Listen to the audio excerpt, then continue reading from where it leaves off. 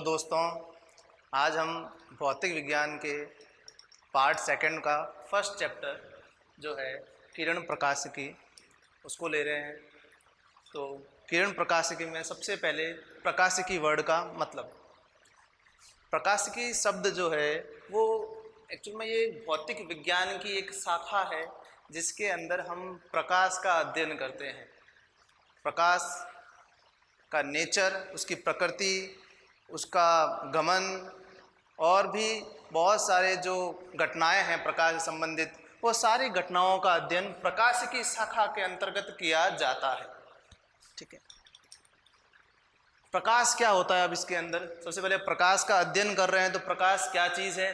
तो हमने शुरू की क्लासों में पढ़ा है कि पृथ्वी पर ऊर्जा का सबसे बड़ा स्रोत सूर्य है, बट सूर्य से ऊर्जा आ कैसे रही है?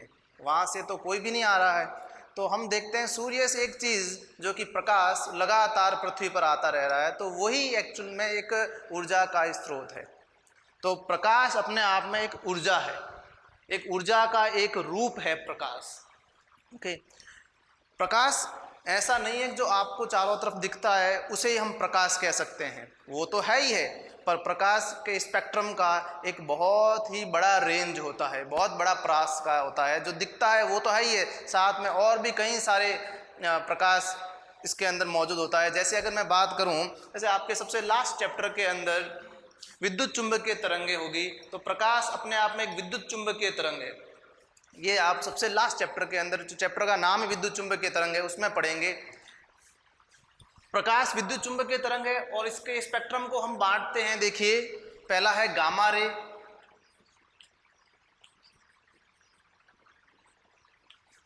एक्स रे, अल्ट्रावायलेट, पराबैंगनी,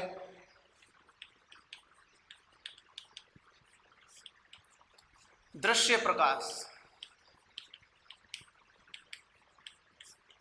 उसके बाद में आप इंफ्रारेड, अवरक्त, उसके बाद माइक्रोवेव, सूक्ष्म किरणें, और उसके बाद में रेडियो वेव। ये प्रकाश के स्पेक्ट्रम को हमने मेन पार्ट में डिवाइड करते हैं। ऊर्जा के हिसाब से हमने इसको डिवाइड कर रखा है इस तरीके से। हमारा मेन जो है पढ़ने का वो है दृश्य प्रकाश, क्योंकि हमको जो दिखता है प्रकाश वो ये दृश्य प्रकाश ही है। ये सिर्फ ना केवल हमें दिखता है, जबकि हमें ये दूसरे ऑब्जेक्ट को, दूसरी वस्तुओं को देखने में भी हेल्प करता है। ये है दृश्य प्रकाश। ये हमें दिखते नहीं है, ये अदृश्य रहते हैं, हमें नहीं दिखते और नहीं हमें देखने में हेल्प करते हैं। ये दृश्य प्रकाश की जो रेंज है, तरंगदैर्ध्य की जो रेंज है, इस तरंगदैर्ध्य की रेंज में वाली जो तरंगें होती है, जैसे ही हमारे आइज़ के अंदर एंटर करती है तो हमारे आइज़ के अंदर ये संसूचन करती है, जिससे हमें देखने में हेल्प मिलती है। बाकी सारी वेवलेंथ, इन तरंगदैर्ध्य वाली जो प्रकाश है वो हमारे आंखों में इस तरह से कुछ कर नहीं पाती और वो हमें देखने में कोई हेल्प नहीं करती। तो इस चैप्टर के अंदर हम दृश्य प्रकाश को ही पढ़ रहे हैं, क्योंकि हम बात करेंगे एक मिरर, दर्पण से बने इमेज के बारे में, एक लेंस से बने प्रतिबिंब के बारे में, टेलीस्कोप, माइक्रोस्कोप से बने प्रतिबिंबों के बारे में बात करेंगे। तो जो चीज़ें देखने की होती है उनके बारे में बात करेंगे, और देखने में हेल्प सिर्फ दृश्य प्रकाश ही करता है। तो आगे जब भी मैं प्रकाश वर्ड यूज़ कर रहा हूँ इस चैप्टर में, पूरे प्रकाश वर्ड जहाँ यूज़ हो रहा है इसका मतलब वो दृश्य प्रकाश ही है। ठीक है, अब दृश्य प्रकाश, विजिबल लाइट, इसके जो रेंज है, मैंने कहा ये स्पेक्ट्रम में बांटा गया है, तो हर एक का अपना एक वेवलेंथ, एक तरंगदैर्ध्य का एक रेंज है। इसका जो रेंज है तरंगदैर्ध्य का वो हो जाए 400 नैनोमीटर से 750 नैनोमीटर। ये अप्रॉक्स है ना, लगभग है, इससे कुछ ऊपर नीचे हो सकता है, ये आपके सामने अप्रॉक्स रेंज है। तो इस वेवलेंथ, इस तरंगदैर्ध्य वाली रेंज के बीच में आने वाले प्रकाश को हम दृश्य प्रकाश कहते हैं, और वही हमें देखने में हेल्प करता है। तो ये प्रकाश हमें जो देखने में सहायक होता है, दिखता भी है ना। हम इसको 7 कलर में डिवाइड भी कर सकते हैं। ठीक है, ये दृश्य प्रकाश जो है हमेशा सीधी रेखा में गमन करता है, जब तक कि कोई बाधा न आ जाए उसके आगे, या फिर कोई माध्यम परिवर्तित ना हो, कोई नया माध्यम ना आ जाए, तब तक वो एक सीधी रेखा में गमन करता है। बात करते हैं किरण प्रकाशिकी चैप्टर है, तो किरण रे का मीनिंग क्या होता है। किरण, जिसको हम एक तीर के चिन्ह द्वारा व्यक्त करते हैं, ये हमें प्रकाश की दिशा का बोध कराता है कि प्रकाश किस दिशा में गमन कर रहा है। प्रकाश इस दिशा में गमन कर रहा है तो हम इस तरीके से रे बना देंगे, इससे हमें पता चलेगा प्रकाश इस तरफ जा रहा है। ऐसे बना दिया, इसका मतलब प्रकाश इस तरफ जा रहा है। सिर्फ प्रकाश की दिशा का, गमन की दिशा का बोध कराता है ये प्रकाश पुंज। जैसे मान लीजिए हेडलाइट में से हमें प्रकाश पुंज मिलता है, कई सारा प्रकाश, कई सारे जो क्या नाम है किरणें प्रकाश की उससे निकलती है, तो इसे हम बोल सकते हैं प्रकाश पुंज। ठीक है।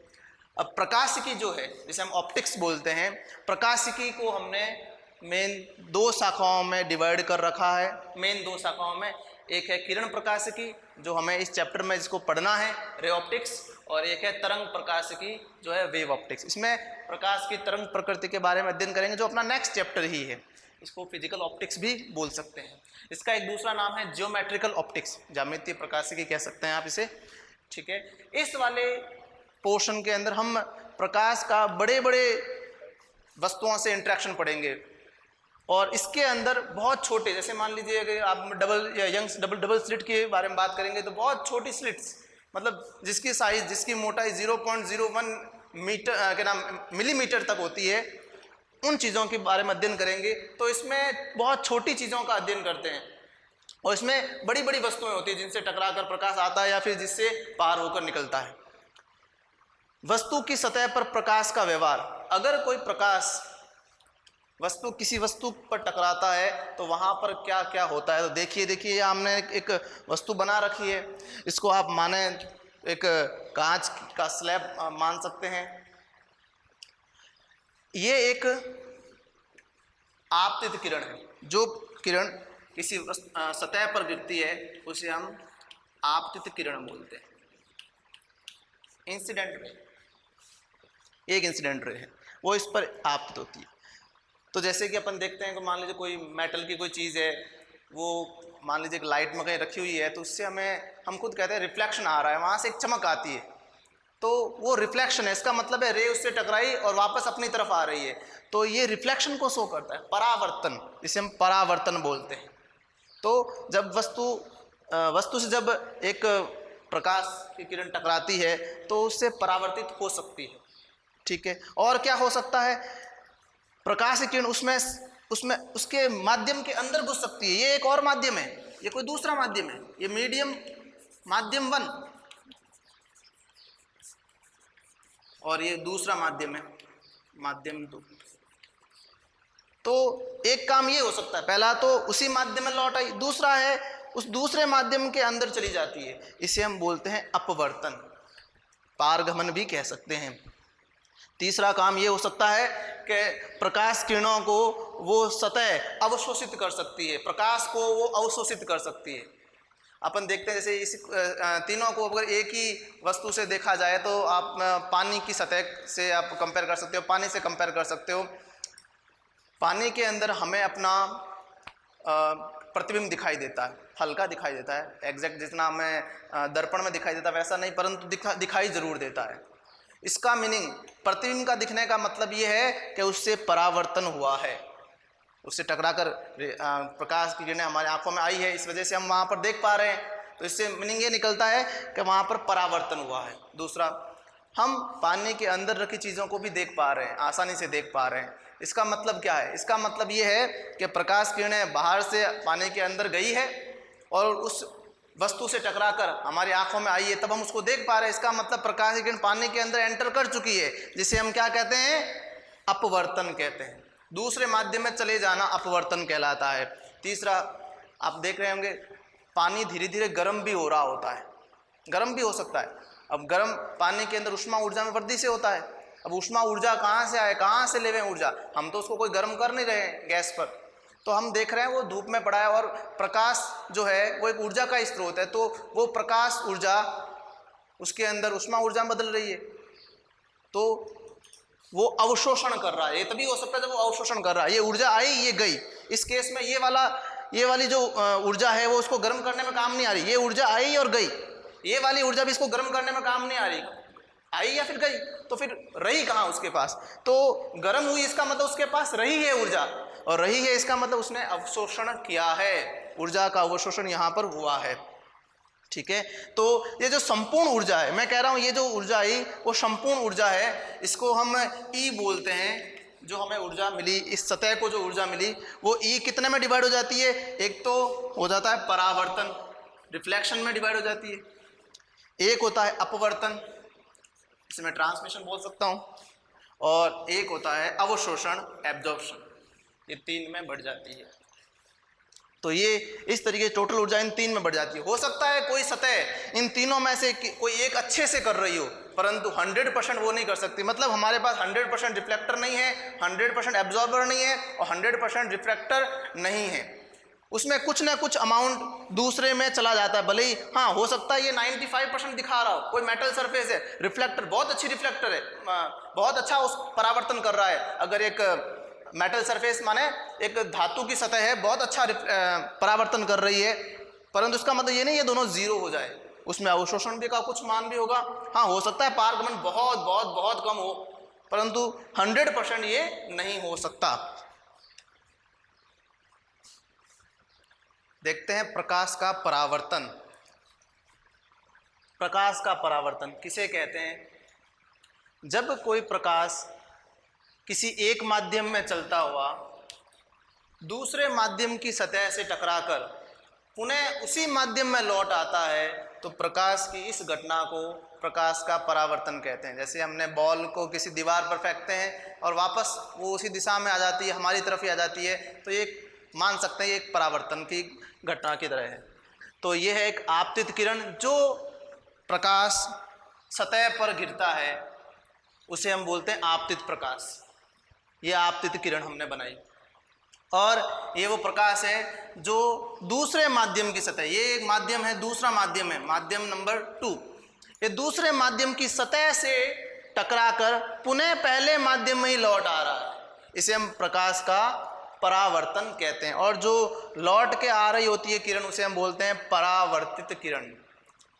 स्टडी करने में पता चला कि अगर इस पर, इस पॉइंट पर जिसे हम बोलते हैं आपतन बिंदु, इस पर इस सतह के साथ एक अभिलंब बनाया जाए, एक लंब बनाया जाए, ये मैं एक लंब बना रहा हूँ इस बिंदु पर जिसे हम आपतन बिंदु कह रहे हैं, जिस पर वो आपतित हुई है, उस पर अभिलंब बनाना बहुत आसान। इस सतह के लंबवत, इस सतह के साथ 90 डिग्री के कोण पर आप एक लंब बना दीजिए, इसे ही हम क्या बोलेंगे? अभिलंब। जब बहुत से परावर्तन को देखा गया तो अभिलंब के साथ आपतित वाले का कोण को हमने नाम दिया I, और अभिलंब के साथ परावर्तित वाले के कोण को हमने नाम दिया R।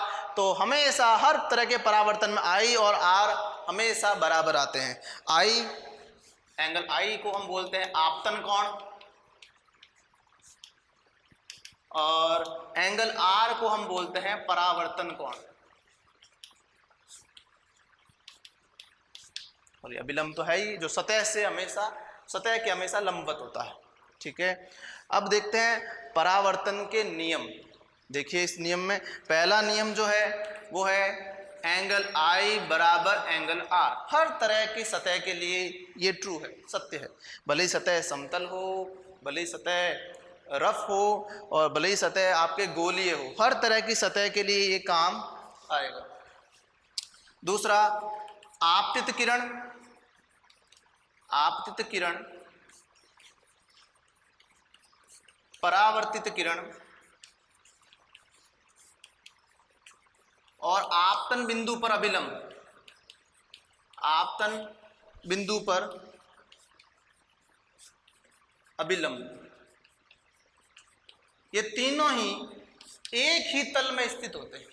इसका मतलब है जैसे ये आपतित किरण है, ये अभिलंब और ये परावर्तित किरण, ये तीनों एक ही तल में इस तरीके से स्थित रहते हैं। मतलब इन तीनों से गुजरता हुआ एक तल बनाया जा सकता है। जैसे मान लीजिए इस तरीके से, अब इससे गुजरा हुआ, इन तीनों से गुजरता हुआ एक तल बनाया नहीं जा सकता, तो ये कुछ इस तरीके से व्यवस्थित रहती है। हमेशा तीनों ऐसे अरेंज रहती है ताकि उनसे गुजरता हुआ एक तल बनाया जा सके। ठीक है, ये दो इसके परावर्तन के नियम हैं।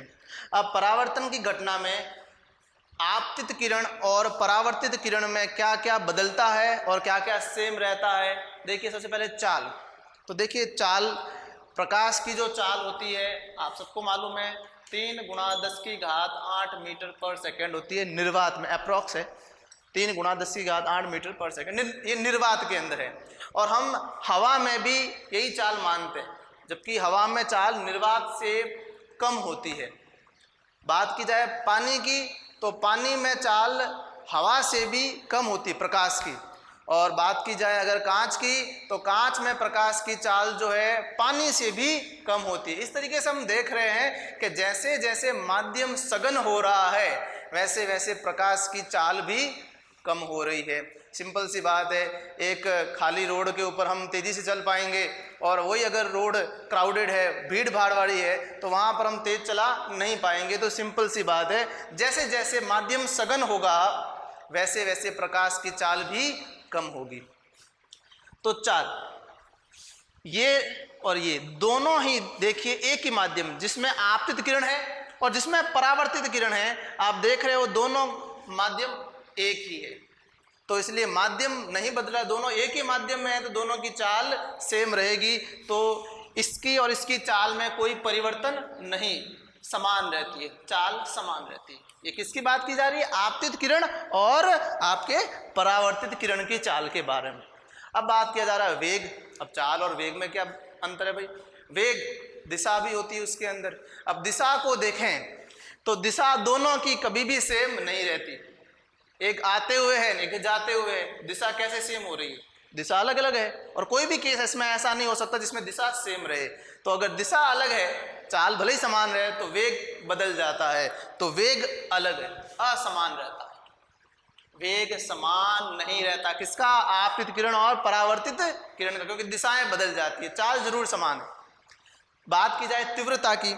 अब तीव्रता को कुछ इस तरीके से समझिए, मैं कहता हूं भाई यहां से 100 प्रकाश किरणें आ रही है, 100 आ रही है, तो क्या 100 की 100 वापस परावर्तित हो रही है क्या? आप ये देखें, 100 की 100 परावर्तित हो रही है या 100 से कुछ कम हो रही है या 100 से कुछ ज्यादा हो रही है? तो यहां से थोड़ा सा अपन ध्यान से देखा, अभी हमने कुछ देर पहले ही पढ़ा है कि प्रकाश किरण जब किसी सतह पर आपतित होती है तो उसमें से कुछ मात्रा में अवशोषण होता है उसका, कुछ मात्रा में पारगमन हो सकता है और कुछ मात्रा में परावर्तन हो रहा है। ये अच्छा परावर्तक सतह है, मान के चल सकते हैं। तो मान के चल सकता हूं कि भाई इसमें परावर्तन बहुत ज़्यादा हुआ होगा। मान लीजिए 90 किरणें आ गई होगी, उसमें से मान लीजिए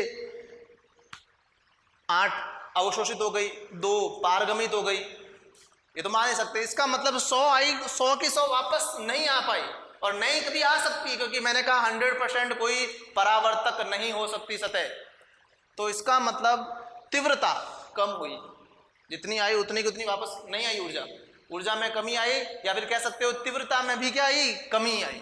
तीव्रता क्या हुई? कम हो गई। परावर्तन जितना होगा उतनी ही तीव्रता कम होती रहेगी।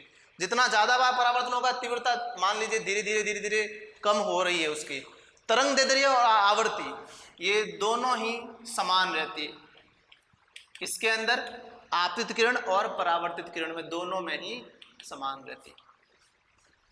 बात की जाए कला, इनकी बात हम क्यों कर रहे हैं? क्योंकि हमें पता है, जब नेक्स्ट चैप्टर में पढ़ेंगे कि प्रकाश जो है, प्रकाश एक तरंग प्रकृति का भी होता है, और जब तरंग प्रकृति है, एक तरंग है तो उसका तरंग दैर्ध्य है, आवृत्ति है और कला है। तो कला, जब ये आपतित किरण अगर विरल से सघन माध्यम में आती है, विरल से सघन माध्यम में आती है और तब जाके उसका परावर्तन होता है, तो कला में पाई का अंतर आ जाता है, पाई कला में बदलाव आ जाता है। कब? जब वो जा रही हो विरल से सघन, विरल से सघन, इस तरीके से अगर वो जा रही है और सघन से टकरा रही है, टकरा के लौट रही है, तब उस केस में कला परिवर्तित होगी। और कितने से परिवर्तित होगी? पाई से, पाई कोण से परिवर्तित, 180 डिग्री से परिवर्तित हो जाएगी। ठीक है, तो ये चीज़ें इंपॉर्टेंट बातें हैं को इन दोनों के अंदर क्या समान रहेगा और क्या नहीं, क्या कम होगा। देखिए अब एक स्पेशल केस, ये एक समतल सतह है हाँ, एक प्रकाश किरण इसके ऊपर आपतित हो रही है इस तरीके से। अब ये कैसे जाएगी, तो उसके लिए हमें नॉर्मल बनाना पड़ेगा। और नॉर्मल देखिए, जब हम नॉर्मल बनाएंगे तो हमें लगेगा कि ये जो आपतित किरण है वो नॉर्मल के ही अलोंग है, नॉर्मल के ही सहारे आ रही है। चेक किया, एंगल आई बराबर 0, क्योंकि आपतित किरण भी यही है, नॉर्मल भी यही है, दोनों के मध्य कोण कितना 0। और नियम लगाएं अगर परावर्तन का, तो एंगल आर भी क्या होगा 0, मतलब इसी माध्यम में जाना ही है, परावर्तन होना है। और एंगल आर भी 0 है, परावर्तन कोण भी 0 है। वो कब संभव हो सकता है, जब प्रकाश किरण इसी दिशा में वापस लौट जाए, जिस दिशा से आई है उसी दिशा में वापस लौट जाए, तभी एंगल आर बराबर क्या हो सकता है 0, क्योंकि एंगल आर होता है परावर्तित किरण और अभिलंब के बीच में। तो एक स्पेशल केस याद रखिएगा, जब प्रकाश किरण अभिलंब के सहारे आपतित होती है तब उसी दिशा में वापस लौट जाती है। दो तरह के परावर्तन के बारे में हम बात करते हैं, पहला नियमित परावर्तन और दूसरा विसरित परावर्तन। देखिए, नियमित परावर्तन की परिभाषा ये है कि समांतर आपतित किरणें, किसी भी सतह पर समांतर आपतित किरणें परावर्तन के पश्चात भी समांतर रहे, तब इस तरह के परावर्तन को हम नियमित परावर्तन कहते हैं। और ये तभी संभव है जब वह सतह समतल हो। देखते हैं, मान लीजिए सतह समतल है, तो ये समतल के ऊपर ये अभिलंब, क्योंकि ये एक समतल सतह है तो ये सारे अभिलंब एक दूसरे के समांतर होते हैं, ठीक है। इसके बीच बनने वाला कोण I1, इसके बीच बनने वाला कोण I2 और इसके बीच बनने वाला कोण है I3। इस आपतन कोण है ये सारे। और हाँ, अगर देखा जाए ये तीनों आपतन कोण आपस में बराबर है। क्यों? हमने मान रखा है आपतित किरणें समांतर है, और क्योंकि समतल सतह है तो तीनों अभिलंब भी एक दूसरे के समांतर है, और समांतर रेखाओं के बीच बनने वाला कोण आपस में बराबर होते हैं, संगत कोण जिसे बोलते हैं। तो संगत कोण के हिसाब से कोण I1 बराबर I2 बराबर I3 है, ठीक है। चलिए, अब क्योंकि I1 I2 और I3 बराबर है तो ये R1 R2 और R3 भी बराबर है। क्यों? नियम के हिसाब से, परावर्तन के नियम के हिसाब से I1 और R1 बराबर, I2 और R2 बराबर, I3 और R3 बराबर है। क्योंकि ये तीनों बराबर तो ये तीनों भी आपस में क्या हो गई, बराबर। तो R1 बराबर R2 बराबर R3। अब आप ध्यान से देखें ये तीनों कैसे समांतर होती है।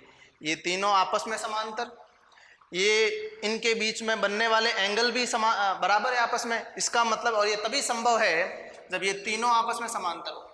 ये तीनों बीच में बनने वाले कोण कब बराबर होंगे, संगत कोण कब बनेंगे, जब ये तीनों के तीनों आपस में समांतर होगी।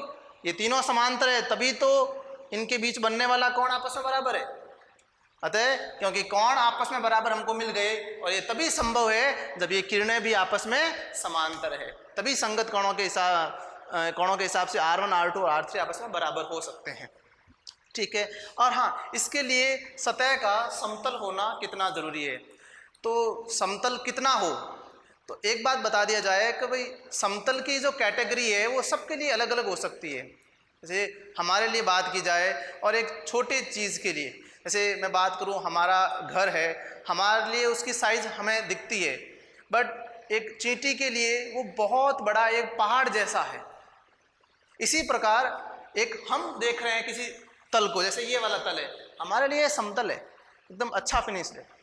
बट अगर एक छोटी चीज़ जैसे प्रकाश किरण बहुत ही छोटी होती है, प्रकाश बहुत ही छोटा कह सकते हो, अगर वो इस पर आपतित होता है तो उसके लिए तो ये वाला भी खुरदरा है, और बहुत ज़्यादा खुरदरा है उसके लिए तो ये ज़्यादा, क्योंकि आप उस माइक्रोस्कोपिक नेचर से देखें इसको तो आपको बहुत सारे छोटे छोटे इस तरीके से कह सकते हैं गैप दिखाई देंगे, ग्रुप्स दिखाई देंगे इसके अंदर।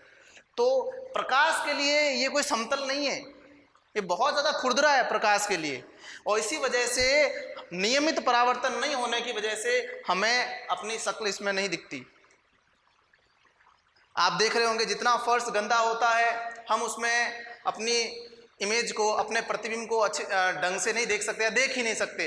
प्रकाश जैसे ही फर्श साफ होता है हम धीरे धीरे अपनी इमेज जो है अपनी प्रतिबिंब को धीरे धीरे धुंधला धुंधला देखना प्रारंभ करते हैं। और आप देखें जितनी अच्छी टाइल्स होती है, जितनी चिकनी टाइल्स होगी, उतना ही प्रतिबिंब हमारा उसमें अच्छा बनेगा।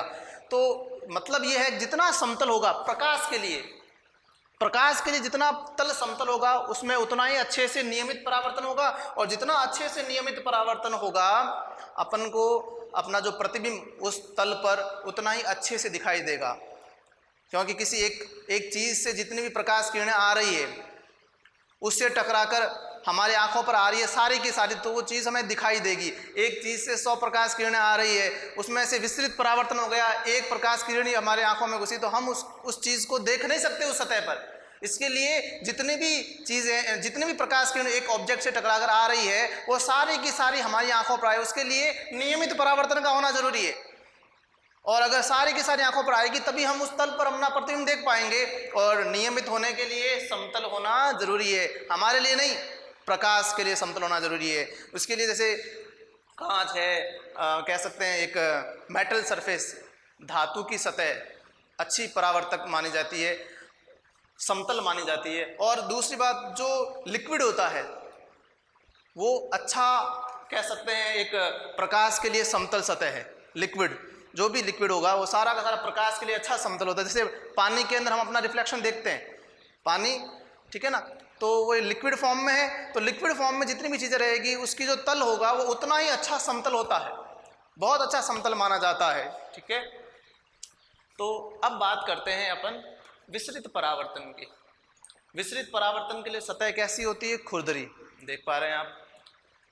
इसकी परिभाषा, जितनी भी समांतर आपतित किरणें हैं परावर्तन के पश्चात समांतर नहीं रहती, तो इस प्रकार के परावर्तन को हम विसरित परावर्तन कहते हैं, अनियमित परावर्तन कहते हैं।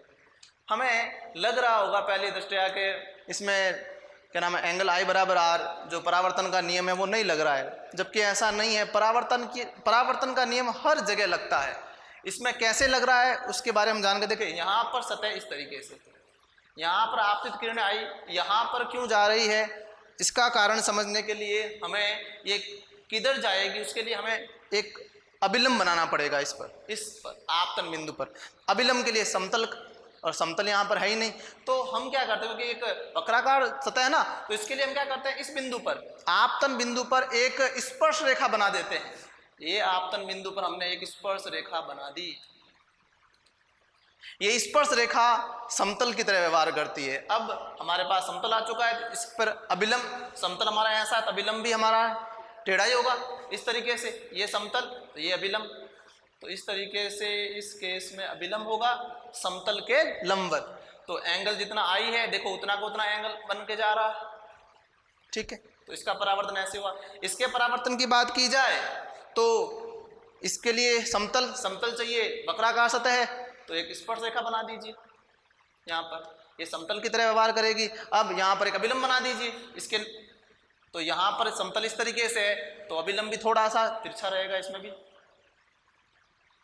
देखिए I बराबर है। देखिए इसकी बात की जाए तो देखिए यहाँ पर अगर ये आपके एक स्पर्श रेखा इस तरीके से, थोड़ा सा प्लेन है ही है यहाँ पर, और इसके लंबवत ये इसका लंब, ये अभिलंब हो गया इसका, ये और ये देखो एंगल बराबर। देखें नियम हमेशा लगता है। अब बात करते हैं इसी नियम की एक गोले के अंदर। जैसे आप मान लीजिए एक धातु का एक गोला है, ये इसके अंदर अगर अपन नियम लगा के देखें कि किस तरीके से प्रकाश किरण आएगी और किस तरीके से जाएगी, तो एक धातु का अपने पास एक गोला है, ठीक है, जिसकी सतह धातु है, तो सतह तो परावर्तक सतह ही है। ये इसका सेंटर है इस गोले का। अब देखते हैं कोई एक प्रकाश किरण के बारे में बात करते हैं। यह एक प्रकाश किरण है, ये एक प्रकाश किरण, ठीक है। ये कहाँ जाएगी परावर्तन के पश्चात, तो उसके लिए सबसे पहले अभिलंब बनाने की जरूरत हुई। और अभिलंब कैसे बनाएं, उसके लिए तो हमें सबसे पहले समतल सतह चाहिए। समतल सतह है नहीं, तो अभी स्पर्श रेखा से काम चलाओ। स्पर्श रेखा बनाई, ये स्पर्श रेखा, बन गई स्पर्श रेखा, इससे एक स्पर्श रेखा बन गई। अब इस स्पर्श रेखा के लंबवत अभिलंब बनाओ। हमने देखा अभिलंब जो है इसके सहारे ये, ठीक है इसके सहारे, तो स्पेशल केस वाला बात आ गई। एंगल आई बराबर एंगल आर, एंगल आई यहाँ पर 0 है तो एंगल आर भी 0 होगा, मतलब ये इसी दिशा में वापस चली जाएगी। ये अभिलंब इसी दिशा में है तो इसी दिशा में वापस चली जाएगी। अभी थोड़ी सी बात आप थोड़ा ये समझे, इसी अभिलंब को पीछे बढ़ाएंगे तो आप देख रहे हैं कि ये सेंटर से होकर जाता है, ये सेंटर से होकर गया ये अभिलंब, ये सेंटर इधर है हमारा, ये सेंटर से होकर जाएगा। कारण अपन ने पढ़ रखा है एक वृत्त के अंदर स्पर्श रेखा और स्पर्श बिंदु पर जो त्रिज्या होती है वो एक दूसरे के लंबवत होती है, ठीक है।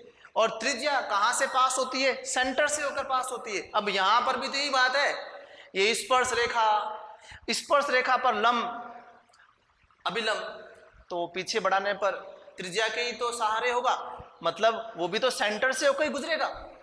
देख लीजिए, बोले मैं एक और बना के बता देता हूं।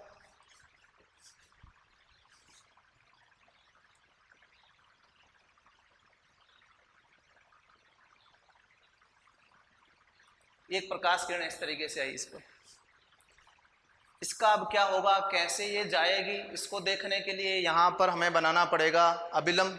अभिलंब बनाने के लिए हमें एक स्पर्श रेखा बनानी पड़ेगी।